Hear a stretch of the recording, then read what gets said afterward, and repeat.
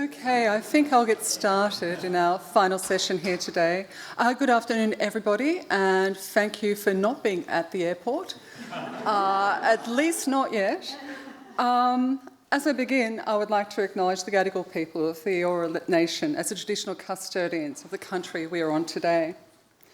As someone who lives on Kaurna country in Tandanya, with the profound grief that the algal bloom is currently giving us, it is with a reinforcement respect that I recognise their continuing connection to the land and waters of this unceded land and acknowledge their ongoing custodianship, which has sustained ecosystems for tens of millennia.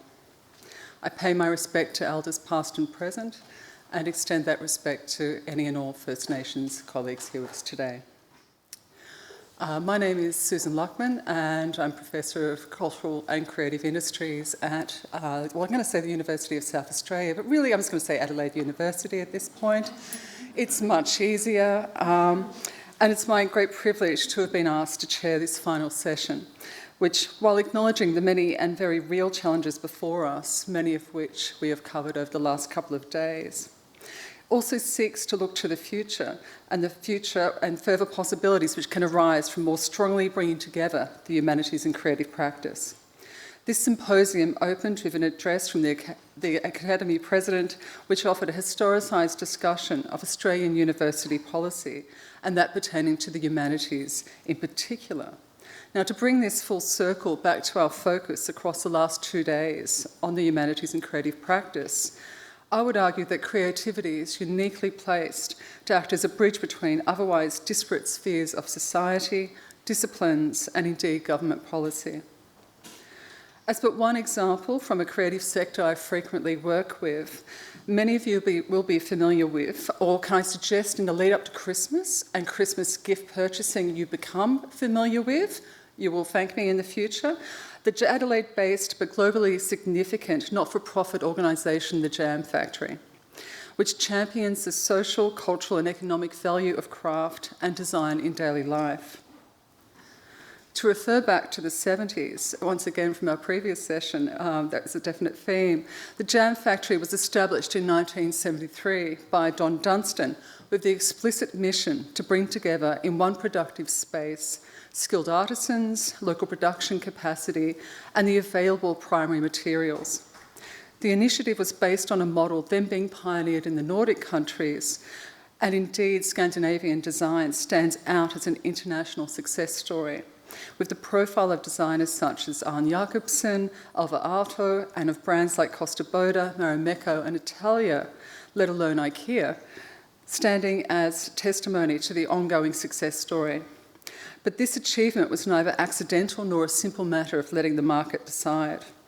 Rather, it was the result of an integrated commitment across government, universities, the design community, artists and industry to renew the Nordic nations' economic and cultural outlook in the wake of the devastations of the Second World War. That is, of working across silos to explore what might be possible. Today, the Jam Factory continues this work, but with far greater care for where those raw materials come from in this age of climate crisis, not to mention the need to work with local custodians and First Nations people over what is extracted from their country, why and how. So too, the Jam, alongside many other craft and design organisations and practitioners, and once again, this is something we have heard about over the last 2 days, and it's seeking to decolonise and craft and design, increasingly championing not only Aboriginal and Torres Strait Islander material knowledges. Alongside this, and as we heard yesterday from Alison Page, we are seeing the growth of distinct First Nations craft and design sector, or a first distinctive First Nations craft and design sector, informed by specific Indigenous knowledges and storytelling practices. And at this point, I would like here to draw your attention to the incredible work of Grace Lillian Lee, that's been our companion for the last couple of days, indeed months. Grace draws on traditional weaving techniques, and her sculptural works were initially made to be worn on the body, especially as sort of an amazing way to frame the head. But today, these have expanded in scale and scope to include larger gallery pieces.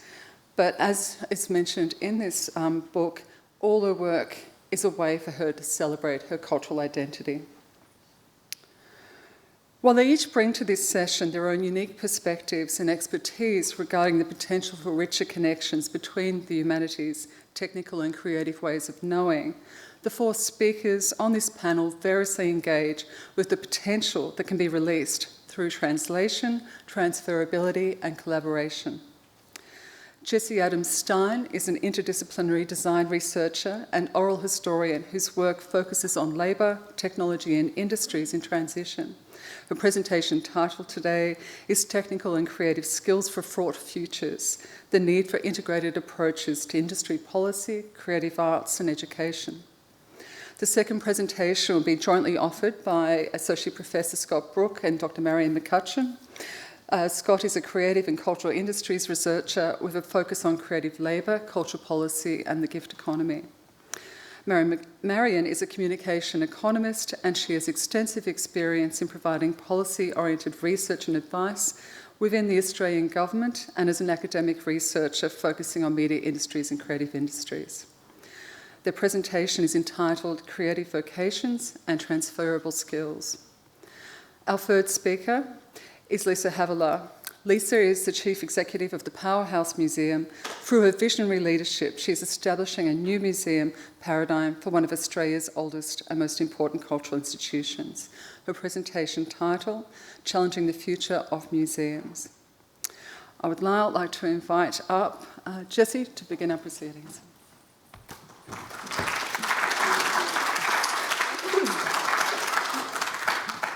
And echoing Susan's acknowledgement, I want to acknowledge that we are on Gadigal country and that there is still so much to learn about skilled making and caring for country from First Nations peoples. I want to start with the humanities, but I won't be talking about the humanities in a lot of detail. But that is to say that my own research shifts from time to time in different areas, social scientific methods, design methods, sometimes creative methods, but my research practice has always been grounded in history and in historical research practices, and that is to say, in the humanities. And I commence by saying this, suggesting that the oral history projects here, which I conducted with the National Library of Australia, Reshaping Australian Manufacturing, and later Makers, Manufacturers and Designers, which was funded through my ARC DECRA, basically are the bedrock of some of the things that I'm saying. So in the short time I have here today, I will be talking about the relationship between creative and cultural industries on the one hand, and sectors we may think of as more industrial, and how within that relationship we have the bedrock of what could be a skilled and capable response to both climate adaptation and mitigation in the decades ahead. There's a lot going on there, so I'll slow this down a bit. But first, it's important to note that in Australia there has been, historically, a strong but buried relationship between the creative sector, technical trades education, and Australian local manufacturing and other forms of industrial production that go along with that. And this has been quite well charted, for example, by Susan Luckman, among others.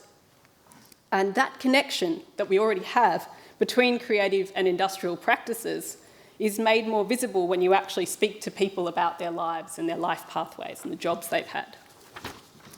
So my comments here are looking more at people and skills and training, so not so much at the things that people are producing, and I think that distinction is important to make for what I'm about to say in relation to industry policy and creative practice. At this point, I'd like to refer to some research I undertook over the past few years, looking at workers who were sitting in the in-between spaces between creative production and industrial or manufacturing production and technical support. And while my observations today are kind of at the umbrella level, I have written more empirical work on this, for example, in this chapter, Creative Technicians and Technical Creatives, which is in one of the 2 edited books that I published this year with Chantal Carr. So this chapter explores a form of skill hybridity that I started to see emerging in my oral history work. The practitioners I spoke with often possessed a combination of skills that were both manual, technical, trades-based, industrial, but also many were simultaneously creative, artistic, and/or designers of one kind or another. But their skills and abilities were often overlooked, misunderstood, or kind of laughed at. And this is partly due to siloed policies and outdated occupational classifications, and also just due to social misunderstanding. So this chapter surfaced the lived impacts of this fragmentation, this in-betweenness, including, of course, precarity and feelings of social undervaluation. I'll briefly make this a little bit more tangible by giving you one example. In the chapter, I profile a moulding and casting specialist called Claire Tennant. Claire did an industrial design degree, then she shifted to work for a plastics manufacturing facility, and then she worked for the film industry making models for claymation. And then she worked in visual art technical services, so that is to say she worked at a big foundry making big bronze sculptures. She now runs her own business, making specialist moulds and casts of all sorts of objects for both manufacturing and for artists and other creative customers, as well as being a sculptor and an artist in her own right. As Carl Grodak and Justin O'Connor have argued, the growing emphasis on creative industries has unhelpfully separated this kind of perceived mind from body tasks in cultural production, based on a narrative that positions manufacturing to be supposedly in inevitable decline, in contrast to knowledge and innovation activities, rather than looking at creativity, craft, and heavier industries as actually operating in a kind of spectrum of practice that functions generatively and sometimes in tandem. When you look closely at our cities and our regional towns, there is still a relationship between cultural production and small to medium scale local manufacturing. It's just not necessarily harnessed or supported by good policy frameworks. So what we have now is a situation where current industrial, education and creative arts policy frameworks fail to recognise the hybridity and cross-sectoral nature of contemporary working lives. Of course, the reality of the labour market is an important factor here. People take whatever jobs they can get, and it often means shifting across all sorts of industries, taking odd jobs here and there, multiple contracts for different sectors at the same time. As a result, our standard categories of skill and employment are increasingly a poor fit for people's actual working experiences. I've had this post-it note stuck up in my office for quite a while, thinking I must start a conversation about this sometime, and I'm finally doing it today. So apologies if this is a little bit undercooked, it's new. So what could cultural policy have to do with industry policy? And by industry policy, I mean, of course, government actions that specifically shape particular industries, and this could be across energy, manufacturing, mining, you name it. Of course, the term tends to be used for more industrial activities. Now, free market economists would call industry policy picking winners, and more progressive policy commentators might call it simply being strategic. I'm not going to wade into that particular debate at the moment, but I will make note of some historical work by Katja Johansson from 2008. Johansson systematically traced the long-standing historical relationship between industry policy and cultural policy in Australia. So, for instance, she highlights the Industries Assistance Commission, the IAC, established by Whitlam, who was, at the time, in the process of reducing tariffs. The IAC essentially held the position that industry policy, national priorities, and social and cultural policies should essentially reinforce each other.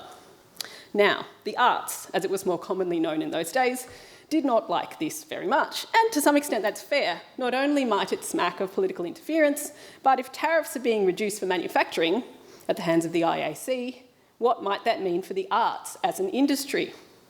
Johansson argues that it was at this point that cultural policy makers made a concerted effort to distinguish and separate the arts from industry, and this continued through the Keating era onwards, albeit taking on a more creative industries flavour over time, as we know, with all that that entails vis-a-vis neoliberalism, labour insecurity, and so on. Certainly, the creative nation approach to industry policy for the arts is something that only worked for particular kinds of practices and practitioners, and not at all for others. And that's something I'm not suggesting we should replicate. And I'll come back to what I am suggesting in a minute. But before I do, just wanted to make mention of another sort of quirky moment in the historical relationship between industry policy and creative industries in Australia. And this is something I've written about with Enya Moore a few years ago. In the second term of the Hawke government, Hawke, along with Senator John Button, got briefly interested in investing in better quality design education, specifically industrial design, as a potential way to boost Australian products for the export market. This was a specific response to the 1986 balance of payments crisis. Did it work? No. Many of those great Australian designs ended up being manufactured overseas. Now, I'm being a bit glib, but look, I raise this example because it's an interesting example of direct government engagement with creative skills and knowledge intended to address a national priority. And I note that this level of national political interest in design is an exception rather than the norm in Australia. So let's come back to the present now, to the title of this panel, Challenges and the Future. We have different challenges now. So what should we be doing regarding creative and technical skills for the future? There's no way to put this nicely. The level of transitions we need to adapt to and the level of disasters we are going to have to respond to are far beyond what we already deal with today. Right now in Australia, we risk a systemic loss of capability in the fields that will be essential for climate adaptation and industrial transitions alongside that. Having a nuanced understanding of skill is particularly important in the context of decarbonisation and energy transitions, where those who are physically doing the work constantly encounter unprecedented practical problems. For example, the problems of energy transitions will not be completely solved through neatly drawn plans or computer modelling, but on a case-by-case basis, hands-on trial and error on the ground, place-specific human communication, and through creative and technical solutions. Okay, so this essentially means that we have this national need for practical hybrid skill sets, not only for decarbonisation transitions, but also for survival and recovery in climate disaster-prone futures. So what we need now is a coherent cross-sectoral policy framework that supports these realities and addresses the skills, production and survival challenges of a climate-changed world. If we take industry policy first, this must be shaped around decarbonisation, not just as a technological or economic shift, but as a material and social one. So yes, of course, green tech and renewables are of course 100% part of this picture, but I want to also mention the small adaptations, the retrofits, the incremental improvements and so on. A low-carbon future will depend on the people who know how to make, repair, maintain and reconfigure things. A decarbonisation-oriented industry policy should also therefore invest in the smaller scale, regionally distributed, small-scale quality manufacturers and creative production labs that actually keep communities resilient. That's where national capability really lies, not in digging up gas and iron ore and shipping it offshore with very little benefit to Australians. Likewise, cultural policy can align with this focus too. And this is where I need to be careful. I'm not suggesting we look at intervening into what people make, but how they are supported, and in terms particularly of skills and knowledge exchange. Creative and cultural industries play a vital role in valuing, amplifying and connecting different forms of knowledge. This could mean more work is done in recognising the technical expertise embedded in its own workforce, in arts technicians, craft educators, creative networks, community event organisers, the people who not only build and fix, but who, in times of crisis, mobilise networks and make things happen. By foregrounding and celebrating this technical and creative labour, rather than quietly overlooking it as a bit unfashionable, cultural policy can help shift how we value trade-based and creative skills more broadly.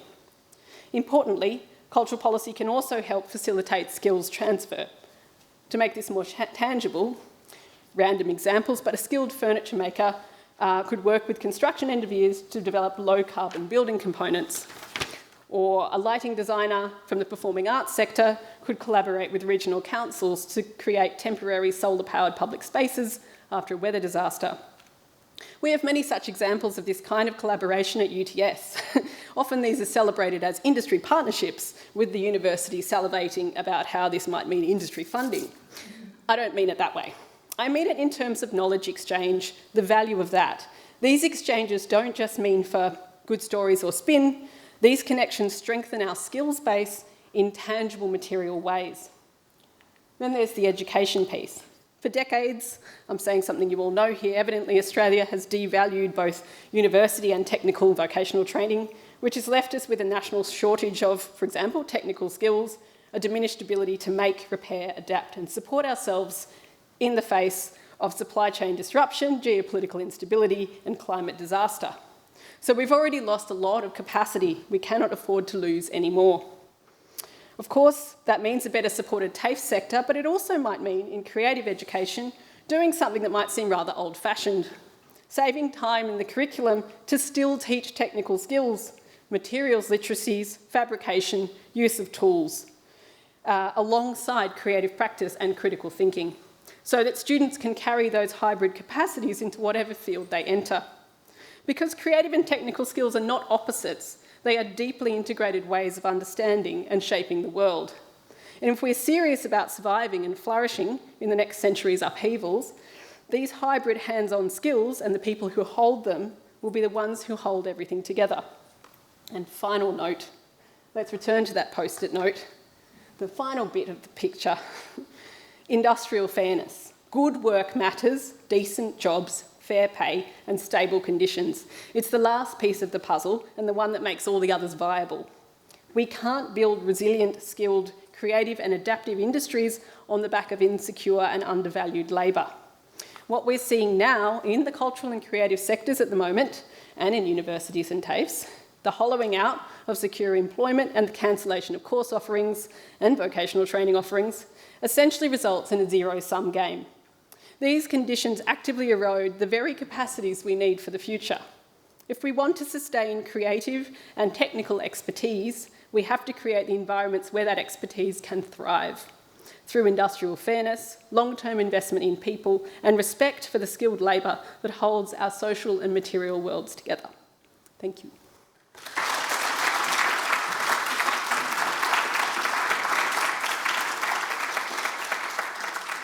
Thanks very much. Look, I'd like to acknowledge the Gadigal people of the Eora Nation, the traditional owners of the land on which we're meeting, as well as the Wurundjeri Woiwurrung people of Naarm, on whose lands I live and work, and also to acknowledge the recent success of the First Peoples Assembly in negotiating treaty with the State Government of Victoria. Okay, so to the paper. This is a two-part paper. My colleague Mariam will be presenting in about 10 minutes' time some of the data we've been looking at, or Marian's been working on. So the idea that humanities and creative arts graduates possess transferable skills is a well-established response to the question of employment outcomes. Labour market researchers find that for most university disciplines, only a minority of graduates pursue a career in their field of study, and this is the norm, rather than evidence of oversupply in any particular occupation or sector. Creative arts and humanities graduates possess skills that can be transferred from study to employment, as well as across fields of employment industries that all differ from their field of study. In the second part of this talk, Mariam will present some analysis of creative graduate outcomes across different occupations using 2021 census data, which he's undertaken as part of our ARC linkage project on creative employment. In the first part of our talk, I want to focus on why this might be the case for creative graduates specifically. I know in this session we're looking to the future, but I need to turn to the past to make sense of my title and make a case for why these might be useful concepts. The term vocations needs explanation, as despite its common association with employment outcomes in the sense of vocational education, its meaning in social theory after the German sociologist Max Weber's two famous lectures on science and politics is quite distinct. And its significance for the Australian humanities in the work of Ian Hunter and Denise Meredith of the early 1990s is similarly marked, and I'll mention their work in a sec. Max Weber's notion of vocation as a type of secular calling found in the professions seems to appear at times of university debate and crisis. When Weber gave his lecture on science as vocation at Munich University in 1917, this crisis wasn't so much World War I as university debates about the purpose of the modern university. As Stephen Chapin puts it, Weber's talks were an intervention in contemporary debates about whether universities were for Bildung or for Beruf, for character formation or for specialised intellectual inquiry that might lead to professional employment. The German student associations of the time were divided. Aristocratic and conservative students in the traditional fraternities advocated for intellectual culture for its own sake, Bildung, while the non-fraternity so-called free students argued for the significance of professional training. And it was this latter group that invited Weber to give his talk, and Weber's concept of vocation, a translation of Beruf, which also means profession, was his qualified support for the notion that modern universities were indeed oriented towards professional employment. It was heavily qualified, however, in that a vocation for Weber involved practices for the ethical formation of persons that supposed a primary value commitment that was itself not rationally explicable. This is a sort of famous point in his lectures. It's almost as if Weber drew a diagonal line between opposing camps of the debate. University education may be oriented towards professional employment, but it still rests on intimate practices of person formation that we find in Bildung.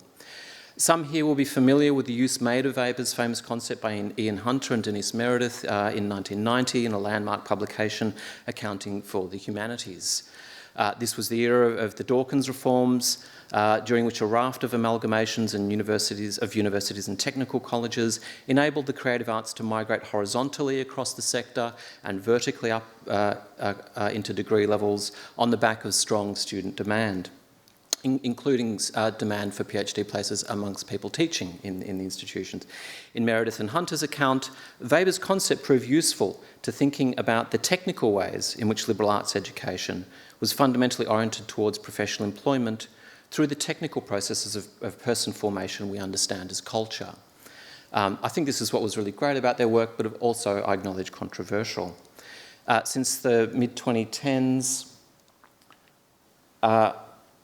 Weber's concept has again proved useful to some of us researching creative graduate outcomes, mainly for its emphasis on work identities that routinely exist independently of employment. Summarising our interviews with music, writing and visual arts graduates in Melbourne and London, for example, Roberta Communion and I found a common narrative of what it meant to be creative. To be creative is to possess a calling in Max Weber's sense of vocation, that testifies to both skills and values that transcend any immediate application in the labour market. Such a calling might manifest as a capacity to undertake supporting non-creative roles in an industry to which one's committed, such as venue management in the music industries, as part of a sector-specific portfolio of skills, or the ability to take one's creativity outwards towards the general labour market. This research wasn't responding to concerns about creative graduate outcomes, which seemed particularly acute in the post-GFC era. Our interest was how creative graduates navigated work insecurity, including the narratives, crucially, they produced around this process. What we found was evidence of graduates transferring their skills across different domains of creative work, as well as beyond the creative and cultural industries, and the creative work identities or vocations played, in fact, a crucial role in this process, insofar as they were employment-oriented, but had value and could exist independently of employment as practices, as narratives of the self. Narratives of creative vocations provided viable work identities across a range of paid, unpaid and partly paid modes of work within and outside of the creative sector. We also found that creative graduates engaged in what organisation studies researchers describe as jobs or task crafting. That is, redefining their roles in workplaces and employment so as to make better use of their skills and to make the work more engaging. While organisation studies researchers seek to use job crafting as an explanation of workplace innovation, citing a link between workplace innovation and creative workers, for creative graduates it appeared as an extension of their approach to work generally, what Weber will call their status ethos of what it meant to have a creative vocation. This is how you do it. Creative vocations aren't just an outcome of university study, but are a visible demonstration of acquired and stored skills. From labour market economics, we learn that one of the problems in crowded labour markets is informational. Skills are not directly visible. They must be signalled somehow and in a manner that attracts attention. Skills are co-constituted in a process of social recognition. Qualifications provide one kind of signal, but as with many professions, skills signalling in the creative industries is just as often informal and social. We found that creative vocations were not just bundles of skills and values, but also visible signals of those skills and values across quite different contexts. They were acts of communication. Creative activity outside formal employment was a powerful peer-oriented signal of what people could do, who they were. As communicative acts that effectively signal to others, creative vocations would seem related to creative skills as such. Effective skills signalling requires creativity, novelty, innovation, awareness of context and precedent, capacity to interpret these to produce particular effects across different contexts. The idea that creatives possess a special set of capacities that are key to contemporary labour markets has evolved, of course, into a distinct taxonomy of creative skills. The well-known Nesta Dynamic Mapping Report of 2013 by Hassan Bakshi and his colleagues codified a set of creative skills that could be used to identify creative industry occupations. And indeed, this is the methodology for the framework we've used to code our creative occupations and graduates' field of education that Marion will discuss in a moment. Creative skills are exhibited, it's argued, in roles that require novel processes and are highly variable in terms of their process, in roles that resist automation, that is distinctly creative regardless of context, and roles that require interpretation, transformations that are informed by judgments. This account was developed in 2013, and it's quite reasonable to ask what effects the platformisation of cultural production and more recently generative AI would have on these definitions. Are creative roles really automation resistant in the era of generative AI? Would this prove a useful criterion? It'd be foolish to rush in to answer these questions too quickly or even now. However, I'd note that these changes are affecting many occupations, of course, not just creatives. And when it comes to the value of creative skill in general, we have to think relationally as much as substantively, and about skills in general, given that they're co-constituted with acts of social recognition. If the account of creative vocations in terms of transferable skills and skills signalling is correct, then it suggests a form of the person that's not only accustomed to disrupted labour markets, but is well positioned to practically demonstrate the value of human creative activity across new and emergent domains. This isn't to say creative occupations won't be impacted, they already are, but it is to say that creative vocations as social categories that to date are only meaningful in relation to humans suggest a form of the person that possesses employability skills that are in an important sense already adjusted to skills disruption. And perhaps this is why creativity is an enduring topic of industrial modernity. I'll now pass you over to Marion, who will speak in a far more empirical mode about creative graduate employment in contemporary Australia.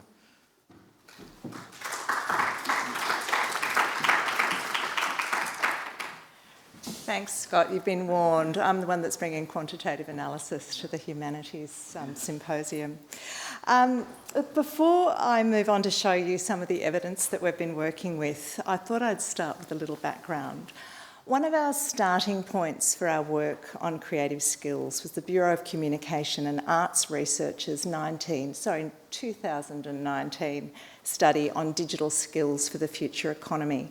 I'm not going to say Bureau, I'm going to say BCAR, was interested in showing the extent to which creative skills are employed across the workforce. And using census data from 2016, they came up with three major findings. The first was that 9.5% of the Australian workforce held what they called a creative qualification as their first qualification. The second was that creative qualifications was strongly correlated to industries that were high growth, innovative, automation resistant, and had export potential. And the third was that the most prevalent of creative qualifications were communication and media studies and graphic and design studies, humanities and creative arts courses. Well, we were extremely excited by these findings, especially that 9.5% of the workforce held a creative qualification.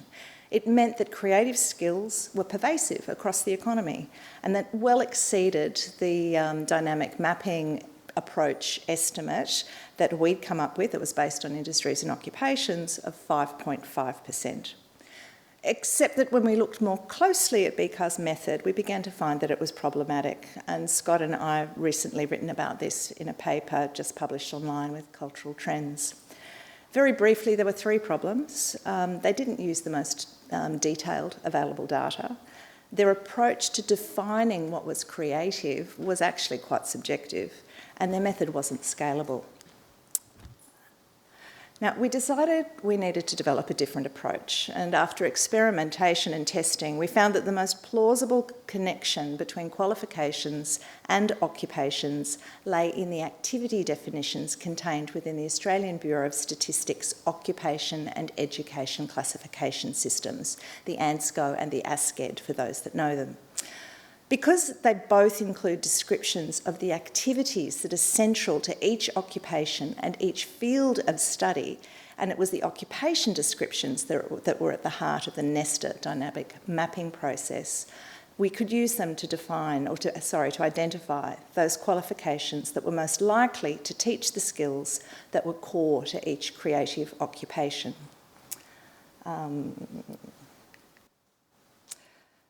This is where we ended up with. Before we got to this point, though, we developed a coherence table that included 67 detailed fields of education. This was more than the 48 identified by BCAR, but our approach was more conservative, and it meant that our estimate of the proportion of the workforce holding a creative qualification as their highest qualification was considerably lower. So our estimate was 6.5% that you can see in the top rightmost column. Also higher, though, than the Trident estimate of 5.5%. So this table also tells us that workers in creative occupations are more likely to hold a qualification of any kind than those in other occupations, and non-creative fields of education also have an important role in creative occupations. People in creative jobs are just as likely to hold a creative qualification as another qualification. But what happens if we look at the distribution of these fields of education across occupations? So one of our initial findings, sorry about the tiny text, we'll just focus on the colours. So a finding of our initial work is that there are significant similarities in the qualifications commonly held by people working across all cultural and creative occupation sectors. And I've included here the 7 sectors that are defined under the QUT approach to defining the creative industries. So advertising and marketing, if you can't read these, architecture and design, software and digital content, film, TV and radio, music and performing arts, publishing is covered by the little pen thing, and visual arts. So this shows creative qualifications at the most detailed fields of education provided in the ASCED, ranked for each of these creative occupation sectors. The rankings are shaded for teal for the most popular qualifications to pale yellow for the least popular. It highlights that creative occupations draw on very similar skill sets. There are some outliers, but it's clear here that the similarities are stronger than the differences. Topping the list as the most popular qualifications across all sectors are graphic arts and design studies, communication and media studies not further defined, creative arts not further defined, audio-visual studies and marketing. Journalism comes in at number 6. Overall, the top 12 qualifications in this list are creative arts and humanities qualifications, with the sole exception of marketing.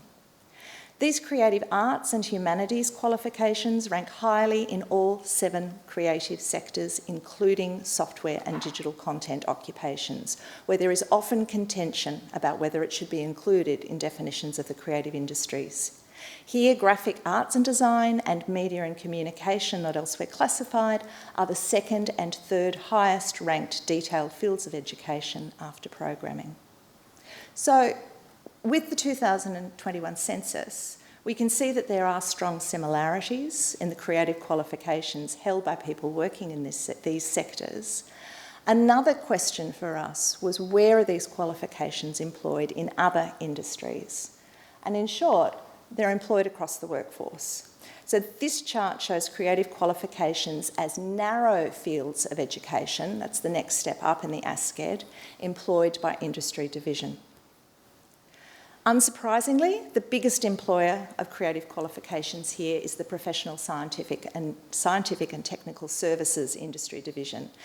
Not surprising, because this is where architecture, advertising and marketing and information technology industries are recorded. However, The next 4 largest employers of creative qualifications are industry divisions that do not include cultural and creative industries.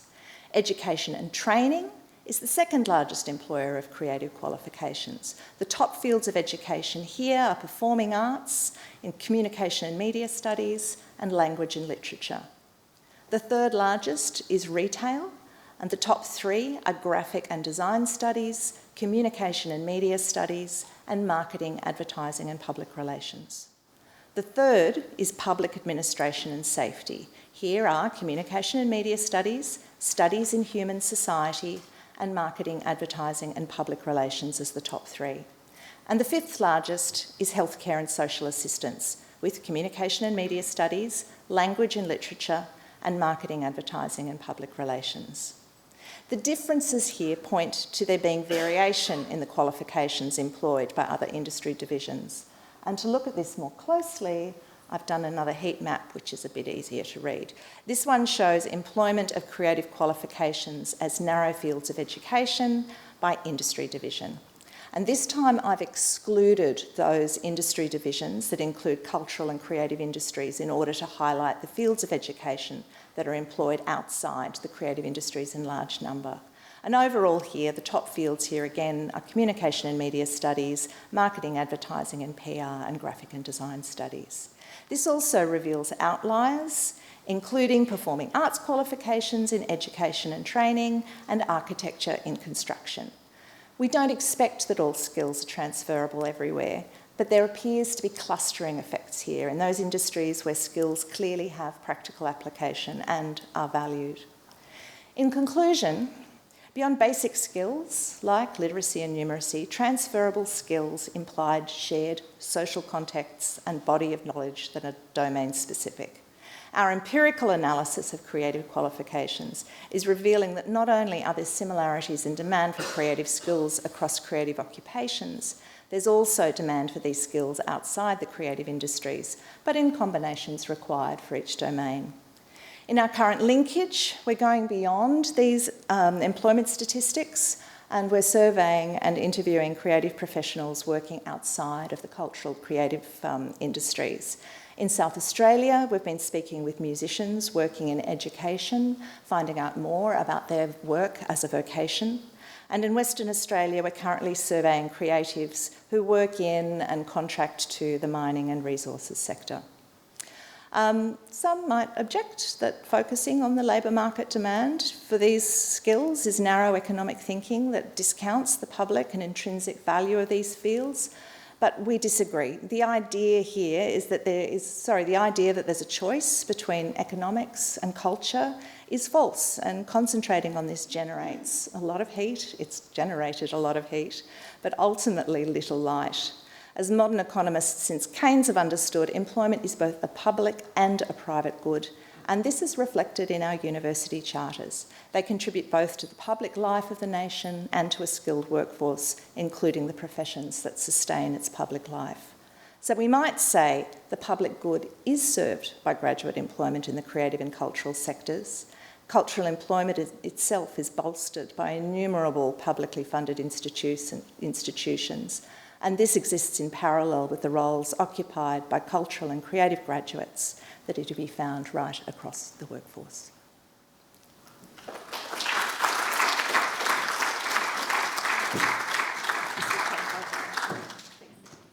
Good afternoon, everyone. My warmest thanks to Professor Peter McNeil for bringing us all here together over the last couple of days, and also to our chair, Professor Susan Luckman. I'd also like to acknowledge that this university, UTS, is a very important and foundational partner in the renewal of the powerhouse, and I thank everyone here from UTS that has been part of contributing to that renewal. This is an image from the powerhouse, from one of the powerhouse resident companies, First Nations Fashion and Design, after their show for Australian Fashion Week last year. The powerhouse in Sydney sits across 4 sites on Darug, Barramadigal and Gadigal Aboriginal land, and I'd like to thank the traditional owners and elders for their ongoing collaboration with the powerhouse.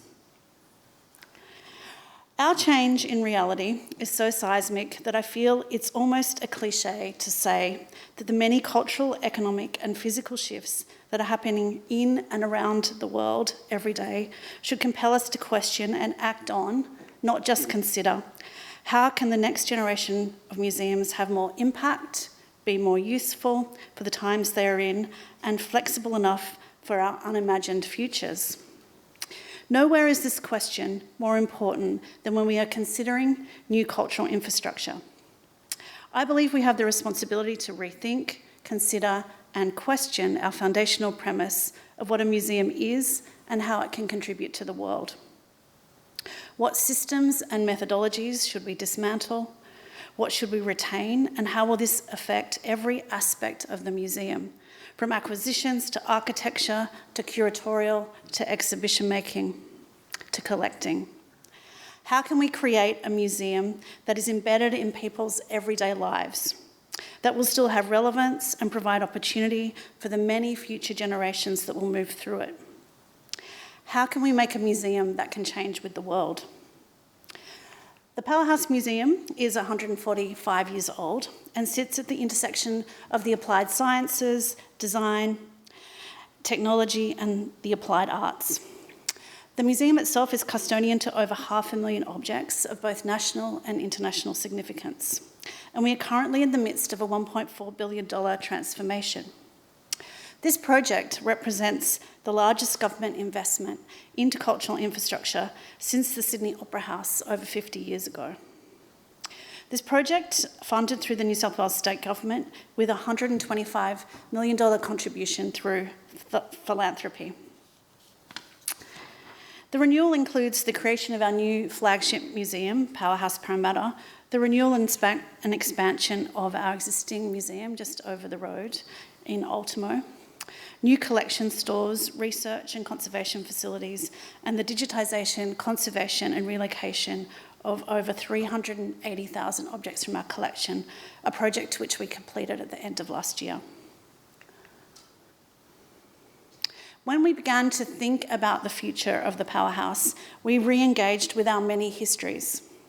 The museums of recent generations, the past, present, what we think about when we think about museums, are objects under glass, made of stone, designed by star architects, located in the centre of cities, text panels which explain, physically imposing but at the same time trying to be welcoming, branded with statements like sparking creativity, with historical systems and structures that are no longer as useful as they should be.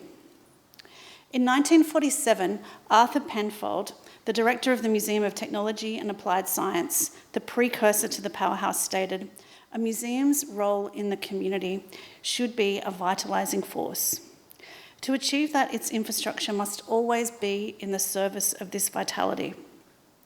This position has been central to our renewal and marks an ambition to radically return to the original intentions of the Powerhouse. We were established in 1881 in the Garden Palace, which was part of a series of international exhibition buildings that were created around the world to connect large numbers of visitors with new technology and new ideas, supporting high production and changing programs. Unfortunately, our first home in Sydney didn't last long, burning to the ground in the early hours of the 22nd of September 1882. To honour the government's investment into our renewal, it is our museum's responsibility to our communities, to our audiences, to industry, to renew the museum in a way that isn't tied to precedent, to fold time, to provide space to tell stories, to amplify the impact and the contribution that a museum can make.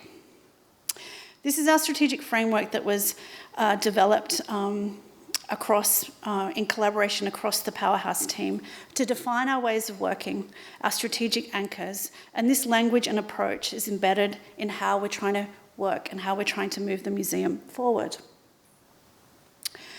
In Sydney, all of the city's major museums are located in the centre within almost metres of each other.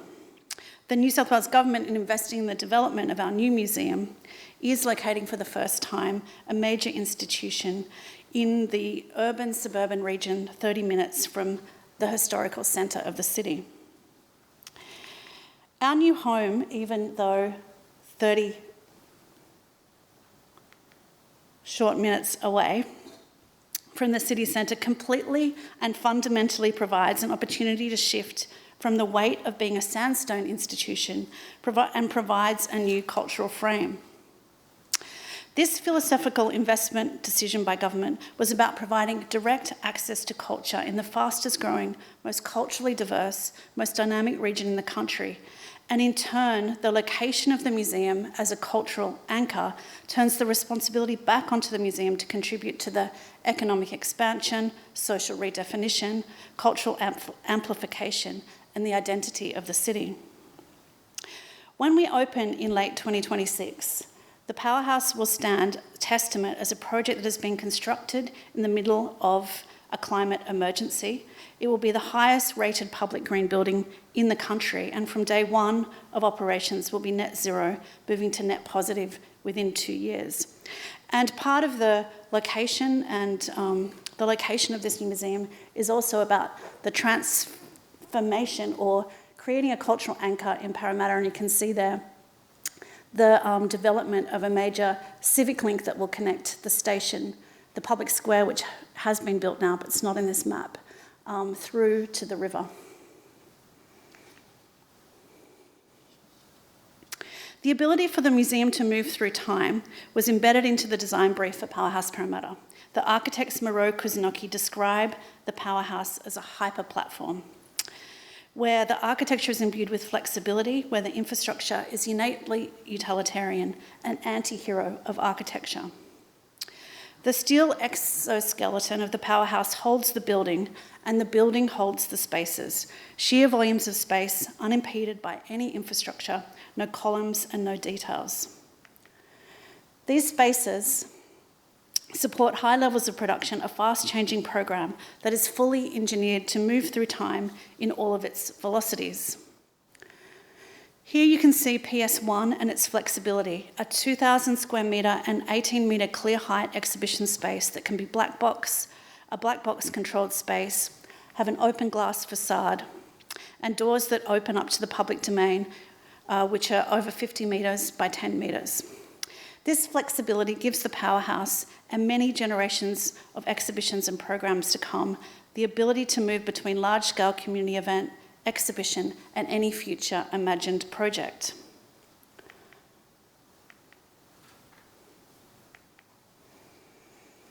The contemporary rhythm of our lives has radically changed how we live and how we work. And Powerhouse Parramatta will be open as much in the nighttime as it is in the daytime, shifting how we think and experience the culture and economy of the night in Sydney. The Powerhouse places industry at the centre of the museum, and the focus of the museum as producer will continue to shift the frame of collaboration, entrepreneuring new cultural projects that deliver social, cultural, and financial returns. An example of this is the Vitoko family kitchen at the Powerhouse. The space will be a 200-seat production kitchen which provides unmediated access to knowledge around food. It will engage students, industry, communities with food producers, new technology and histories of food production and agricultural science, and will be adjacent to a 2,000 square metre rooftop productive garden. This piece of infrastructure is simple in form but distinctive in its capacity. It can be a film studio and ties in with industry-led longitudinal projects that have been established by the museum, such as the Australian Culinary Archive, the first project in Australia that will collect and hold the archive stories and knowledge of our great chefs and producers. The Powerhouse will be animated by the program ecologies that we weave together. The infrastructure is the scaffold on which these ecologies thrive in an ongoing collaboration between industry, community and education. Powerhouse will also include 30 residential studios that will be programmed by the museum to support Australian and international researchers, artists and scientists to collaborate with the Powerhouse and its communities. Alongside this, the Powerhouse in Parramatta will also feature the Langwalker Academy, And this was established through a $30 million philanthropic investment from the Lang Walker family and Western Sydney University that will integrate 60-bed student accommodation, which will see 10,000 young people each year from across regional and remote Australia stay at the powerhouse and participate in immersive science and technology learning. This ever-changing ecosystem that is established with students, researchers, artists, with over 100 people staying at the museum every day, will creatively activate the precinct and its economies, while iteratively contributing to its programs and vitality. When I imagine the new powerhouse that will open at the end of next year, I think of it as a place in the service of industry, a city, a community. By upending the hierarchies that have defined our cultural institution over the last 100 years, we are trying to renegotiate our relationships with communities so that we are vital to them, to have no hierarchy of interaction. In this project, we are trying to acknowledge that the most important and valuable knowledge is held within our communities, not within our walls. This approach fundamentally shifts what our infrastructure is, how we work, what we give time to, and the space and time we give to cultural knowledge. Setting up systems to ensure that knowledge and the control and decision-making and who decides and how they decide significantly shifts. So much of our experience of the world is digital, and we are currently not fully living through an epidemic of stolen focus.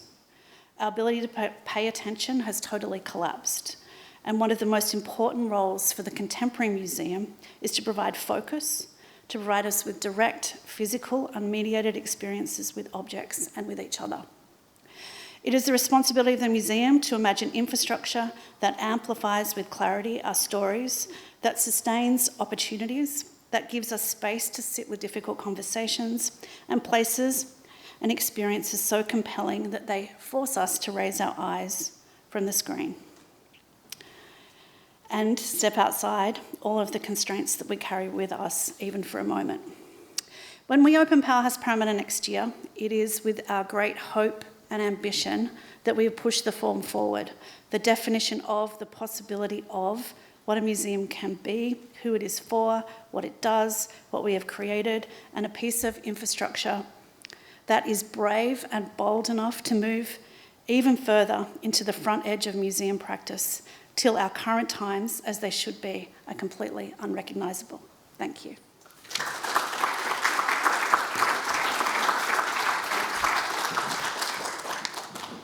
Thank you so much for all those presentations and for keeping for time, which means we've got a bit of time for Q&A.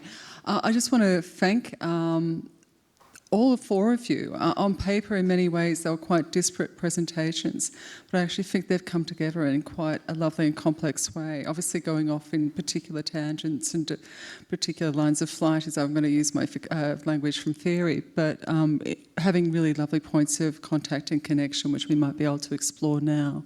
But I'll look to open it up to the floor for questions if we have any.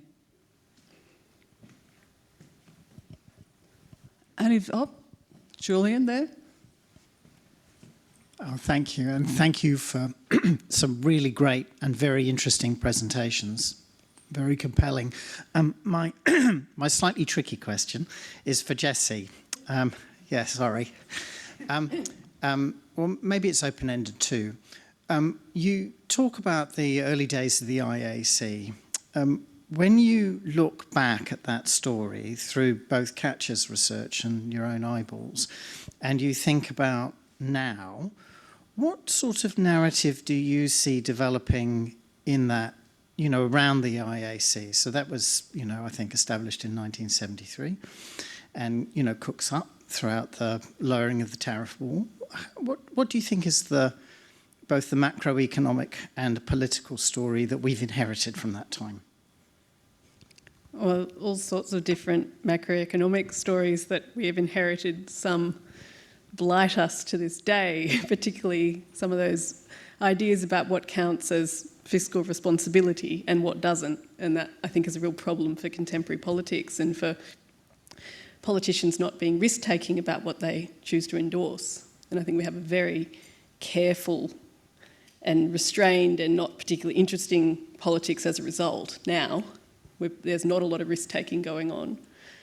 I guess I was interested in that period because of the idea of this sort of integrated policy framework, that you might think about cultural production at the same time as thinking about industrial production, and just have some kind of coherent understanding of how those things might fit together. And that interested me because I don't think that's what's happening now at all. And I think we could benefit if we do connect those dots better this time. Yeah.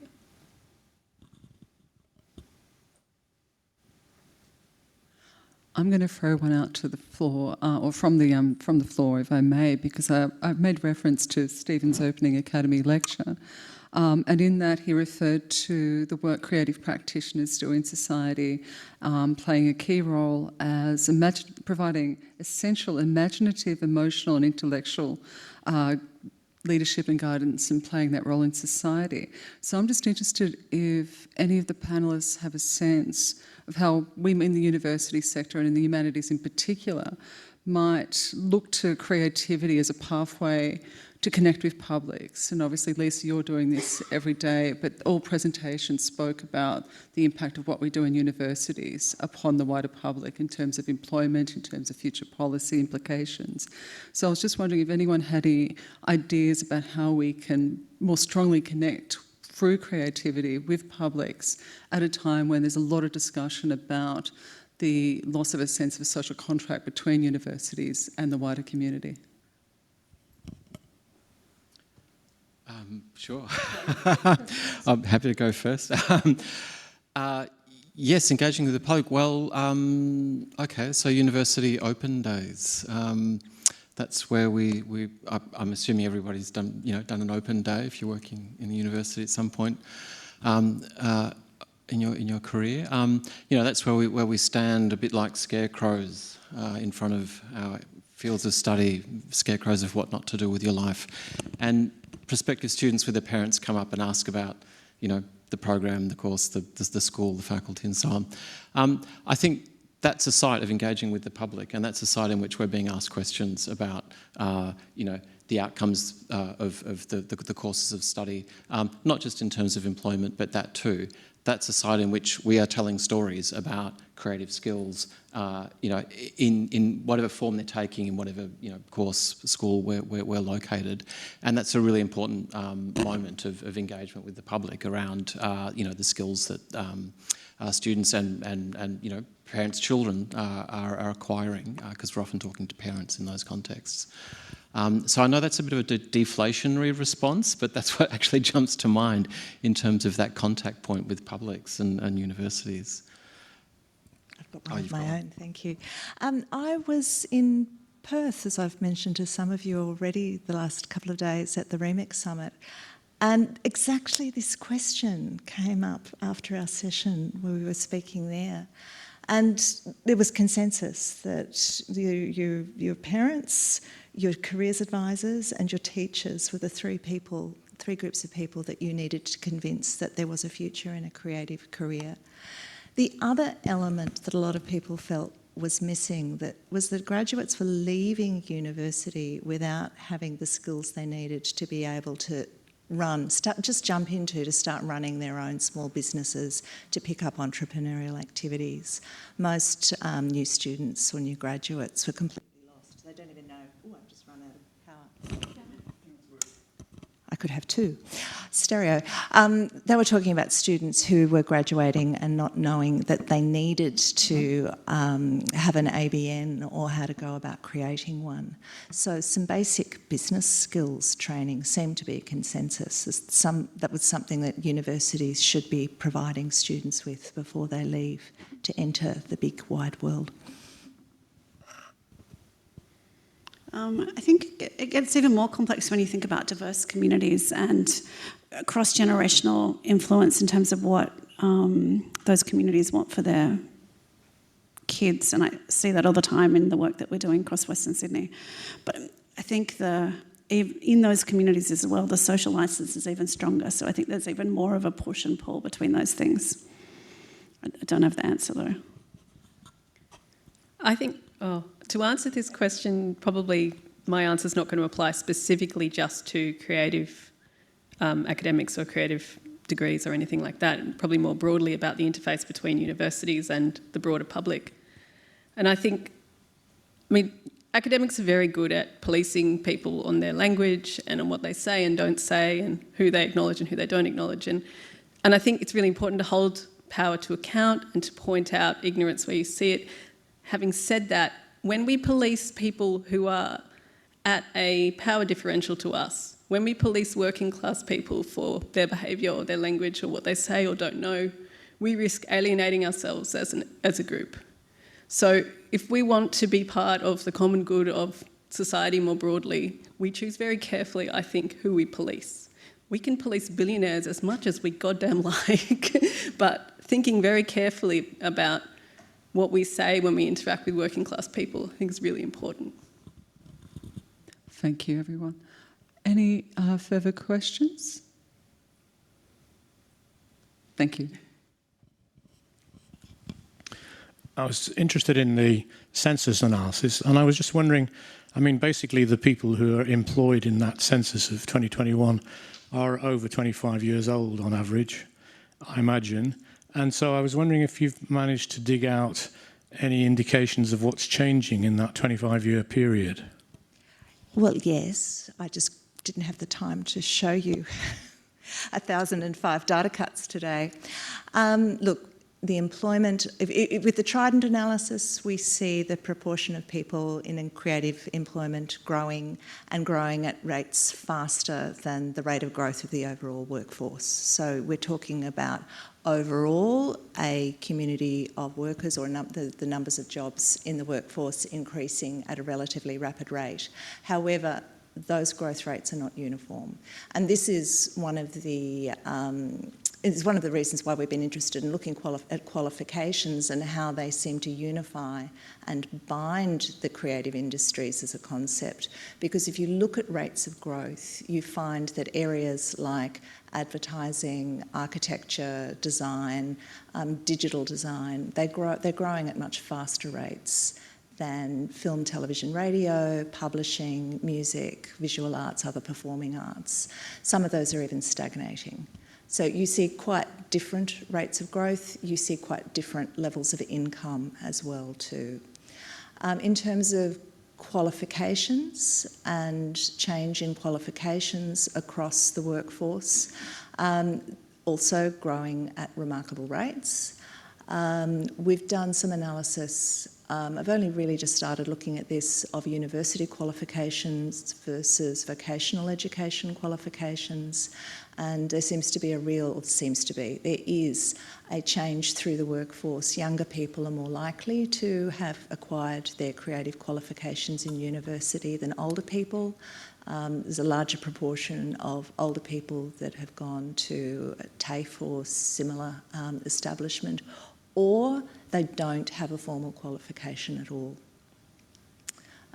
Similar difference by gender as well. Women are more likely to have attended university, slightly more likely, I should say, than men. Does that answer your question? Yeah. Now, I'm very conscious of the fact I'm standing between you and either Friday or getting to the airport where everybody else is. But I would just like to, before I invite Academy President Stephen Garton to get up and say a few final words, I do want to end on a quick note looking to the future, and I'm going to call it the captain's pick. And I want to invite our panellists to imagine their Prime Minister for the day and to very quickly give us a sense of what would you like to do? What's the one thing you would like, just really love to get there and get out there and do if you had the power to do so? Who wants to go first? Not me. I don't have an answer yet. I'll abolish the Jobs Ready package and completely revise the funding of student places in higher education. Oh gosh, I'm going earlier than that. I want compulsory music education in primary schools. Oh, I'm going to borrow a concept from Frances Flanagan from UTS Law. She uses the concept of a just cessation rather than a just transition, because just transition doesn't really have much legs. We have to stop digging carbon out of the ground. That means not approving any more coal and gas and oil. It has to stop.